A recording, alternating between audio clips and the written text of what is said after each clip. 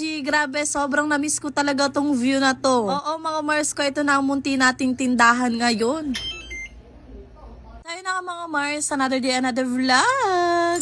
Eto na nga mga Mars ko, 6 AM pa nga lang ng umaga, gumising na ako dahil alam nyo na excited ang babaeng ito. Sabi ko naman sa inyo, dahil mag-open na nga ako ng munti naming tindahan, inagahan ko talaga yung paggising ko para ayan maganda nga ang buena mano natin. Opo, yes po mga Mars ko, finally nga at makakapag-open na tayo ng tindahan ngayong araw. Pero bago nga ako tuluyan mag-open mga Mars ko, eto inaayos ko pa nga yung ibang paninda ko, tapos inahanda ko na nga rin itong mga yosi dahil ito talaga ang fast moving sa amin. At isa pa, sabi nga ni Joey, antayin ko nga daw muna siya bago ko totally mag-open talaga. So habang inaantay ko nga dyan si Jowa, eto nag-check na nga lang muna ako ng resibo dahil nga mamaya merong bumili tapos hindi ko na naman alam ang presyo. So kahapon kasi mga Mars ko, pagod na talaga ako kaya naman hindi ko pa nalalagyan ng presyo bawat nga paninda namin. So kung sa akin lang mga Mars ko, alam at alam ko naman na yung presyo, pero dahil nga si Jowa minsan ang nagbabantay dito, syempre kailangan nating lagyan yan. And since reopening na nga ito mga Mars ko, meron at meron talagang mga produkto talaga na nagtaas na. So hindi na ako pwede mag-stick sa presyo ko noon dahil halos 3 buwan tayo na staff. For sure, meron at meron talagang mga tumataas. So kung mapapansin nyo, 2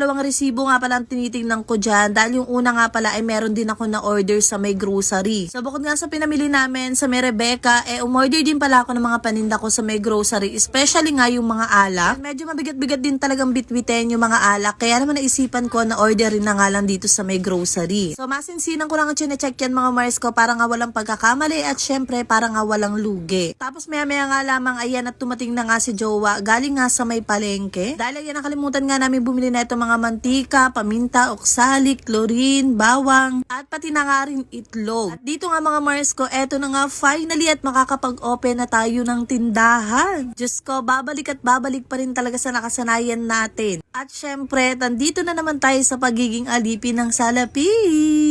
Ay, grabe. Sobrang na-miss ko talaga itong munti naming tindahan. Andito na naman ako sa trono ko. Kaharap ko na naman ang iba't ibang paninda. At syempre, ito na naman ang pugad ng mga kamaritisan. Hala! Pero yun nga mga Mars ko, hinahanap-hanap talaga ng katawan ko yung pagtitinda. So alam na alam ni Jowa yan, muryot na rin talaga ako sa loob ng bahay. Kahit sabihin nyo na meron ako mga inaasikaso, hinahanap-hanap ko pa rin talaga yung mga paninda, yung pag-aayos ng paninda, pamimili, ganun. At syempre, ang pakikipagkwentuhan sa mga customer, may iba't iba tayong nalalaman. Ayan ha, Marites. O shot, eto na nga mong tintindahan natin.